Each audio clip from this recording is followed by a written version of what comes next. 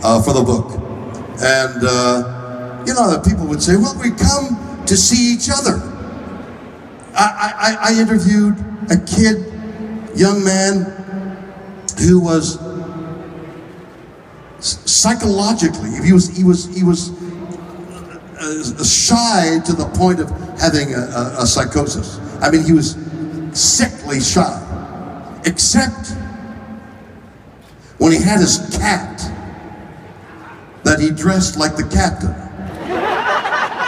And then he would talk on without saying, you couldn't stop him from talking. He had the cat. If you took the cat away from him, he was catatonic, I guess. Huh? Now that's not bad. Right there, that's not bad. Okay. I interviewed a lady who had multiple personalities, all of them Star Trek. She'd speak in voices like Spock, wise like Spock, and passionate like Captain Kirk. And I interviewed a lot of people, and the conclusion I came to in that book was that people came to Star Trek conventions and became part of Star Trek to see each other, to have a bond with each other. I called that book Get a Life.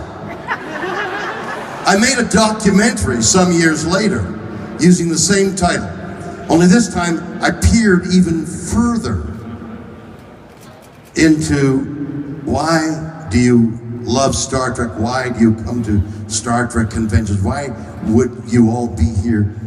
And the explanation I got then, the conclusion I came to on that documentary, which I also called Get a Life, was that it's mythological. That there are stories here that seek to explain that which can't be explained. I mean, as simple as lights in the sky, UFOs, what are they doing there? And suddenly the whole belief that there are unidentified flying they are unidentified flying objects, but we don't know what they are. And they always land in the swamp in Florida. And they always pick up some guy who says, I was picked up by a flying object and I don't know what it was. Why don't they speak English? Why doesn't this UFO land on the presidential grounds like that helicopter did some years ago? I mean, a guy in a simple little helicopter landed in the White House grounds. Why doesn't a UFO land and says, President Barack Obama, Justin Trudeau, we're here in Canada to put out the fire? Why don't they do that?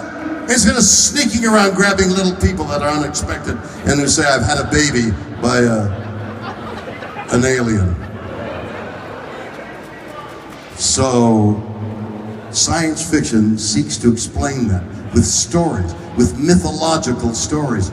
Well, why not? It's imaginative, it's fun, and it might be true.